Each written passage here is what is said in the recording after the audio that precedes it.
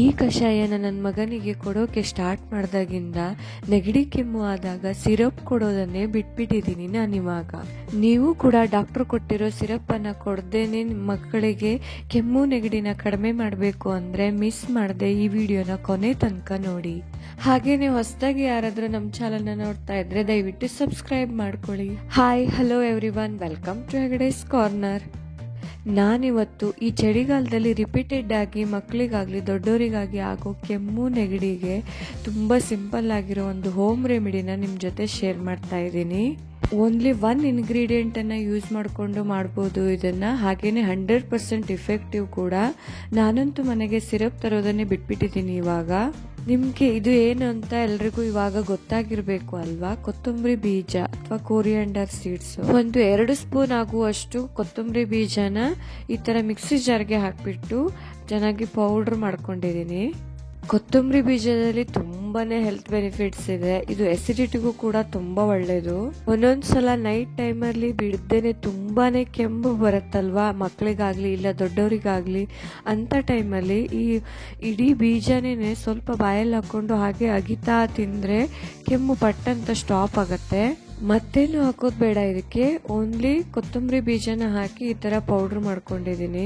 ಇವಾಗ ಈ ತರ ಟೀ ಮಾಡೋ ಪಾತ್ರೆಯಲ್ಲಿ ಸುಮಾರು 1 ರಿಂದ 1.5 ಸ್ಪೂನ್ ಆಗುವಷ್ಟು ಈ ಪೌಡರ್ ಅನ್ನ ಹಾಕ್ತಾ ಇದ್ದೀನಿ.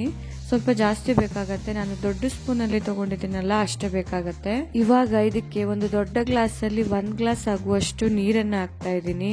ನೆಕ್ಸ್ಟ್ ಇದನ್ನ ಗ್ಯಾಸ್ ಮೇಲೆ ಇಟ್ಬಿಟ್ಟು ಗ್ಯಾಸ್ ಆನ್ ಮಾಡಿಬಿಟ್ಟು ಚೆನ್ನಾಗಿ ಕುದಿಸ್ಬೇಕು.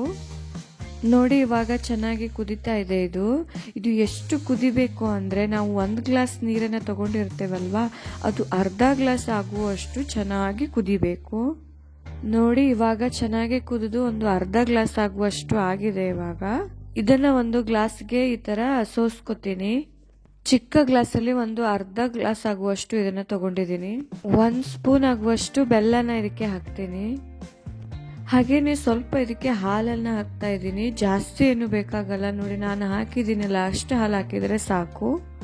ಇವಾಗ ಎಲ್ಲವನ್ನು ಚೆನ್ನಾಗಿ ಮಿಕ್ಸ್ ಮಾಡ್ಕೊಂಡಿದ್ದೀನಿ. ಇದನ್ನ ಬಿಸಿ ಬಿಸಿ ಇರುವಾಗ್ಲೇನೆ ಯಾರಿಗೆ ಕೆಮ್ಮಿದೆಯಲ್ಲ ಅವರು ಕುಡಿಬೇಕು. ಈ ಎಕ್ಸ್ಟ್ರಾ ಇರತ್ತಲ್ವಾ ಈ ಕೊತ್ತಂಬರಿ ನೀರು, ಅದನ್ನ ಹಾಗೆ ಇಟ್ಕೊಂಡು ಮತ್ತೆ ಸಂಜೆ ಮತ್ತೊಂದ್ಸಲ ಇದನ್ನ ಬಿಸಿ ಮಾಡಿಬಿಟ್ಟು ಅದೇ ತರ ಬೆಲ್ಲ ಮತ್ತೆ ಹಾಲು ಹಾಕೊಂಡು ಕುಡಿಬೇಕು. ಮಾರ್ನಿಂಗ್ ಎದ್ದ ತಕ್ಷಣ ಖಾಲಿ ಹೊಟ್ಟೆಯಲ್ಲಿ ಇದನ್ನ ಕೊಟ್ರೆ ಯಾವುದೇ ತರದ ಕೆಮ್ಮಿದ್ರೂ ಪಟ್ ಅಂತ ಕಡಿಮೆ ಆಗತ್ತೆ.